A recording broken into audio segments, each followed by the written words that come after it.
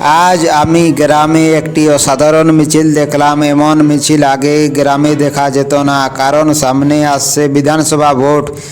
তাই রামনবমী উপলক্ষে এই মিছিল ছিল বিশাল।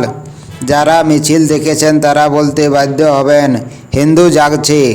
আগে যখন রামনবমী পালন হতো, মানুষ বুঝতেই পারতো না কি রামনবমী, কেমনভাবে পালন হয়। কিন্তু আজ বাংলার গ্রামে গ্রামে এই উৎসব পালন হচ্ছে, মিছিল হচ্ছে, রাস্তা থেকে মাঠ সব জায়গায় পূর্ণ। এই মিছিলের বিশেষ দিক হলো এখানে সবাই একসাথে, বাচ্চা থেকে বৃদ্ধ, নারী পুরুষ সবাই মিলে একে অপরকে উৎসাহ দিচ্ছে। কোনো জাত ধর্ম বা বর্ণের বিভাজন নেই, সবাই একসাথে বলছে জয় শ্রীরাম। বাংলার বর্তমান রাজনৈতিক প্রেক্ষাপটও এটির সঙ্গে জড়িত। সবাই জানে নরেন্দ্র মোদী সরকারকে বাংলায় আনতে হলে জনগণকে সক্রিয়ভাবে জাগিয়ে তুলতে হবে। তাই প্রতিটি গ্রামে হিন্দু সম্প্রদায়ের মানুষ মিছিলে বেরিয়েছেন। মিছিলে রাস্তা জুড়ে শ্রীরামের পতাকা, বাইক থামিয়ে লোকেরা তাকিয়ে আছে, বক্সের আওয়াজ, রাস্তাঘাট মাঠ কাঁপাচ্ছে। এই দৃশ্য দেখলে সবার মন আনন্দে ভরে যায়, কারণ বৃদ্ধদের মুখে, বাচ্চাদের মুখে, প্রত্যেকের মুখে জয় শ্রীরাম। কিন্তু অন্যদিকে মমতা ব্যানার্জি এই মিছিলকে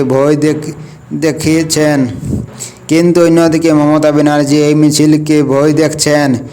তিনি বলছেন আমাকে গালাগাল দিচ্ছে। কিন্তু সত্যি কথা হলো জয় শ্রীরাম কোনো গালাগাল নয়, এটা হিন্দুদের কাছে একটি পবিত্র এবং আনন্দের দিন। রামনবমীর এই দিনটি ধর্মীয়, সাংস্কৃতিক এবং আধ্যাত্মিক দিক দিয়ে অত্যন্ত গুরুত্বপূর্ণ। যত বেশি মিছিল হবে তত বেশি হিন্দু জনগণ জাগবে। এই উৎসব এবং মিছিল শুধু ধর্মীয় নয়, এটি এক ধরনের ঐক্যের প্রতীকও। প্রতিটি বর্ণ, প্রতিটি বয়সের মানুষ এখানে একত্রিত হয়েছে এবং তাদের মুখে শুধু একটি নাম, শ্রীরাম।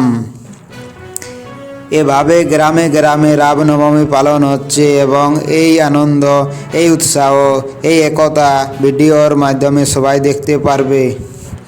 রামনবমী শুধু একটি উৎসব নয়, এটি হিন্দু সম্প্রদায়ের জাগরণের প্রতীক। রাস্তাঘাট, মাঠ, গ্রাম সব জায়গায় শ্রীরামের নামের সাথে আনন্দ, উৎসাহ এবং একতা দেখা যাচ্ছে।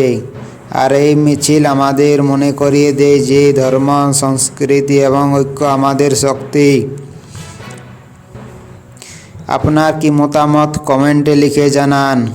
ভিডিওটি ভালো লাগলে একটি লাইক করুন, চ্যানেলে নতুন হলে সাবস্ক্রাইব করুন এবং ভিডিওটি শেয়ার করার প্রয়োজন মনে করলে শেয়ার করুন।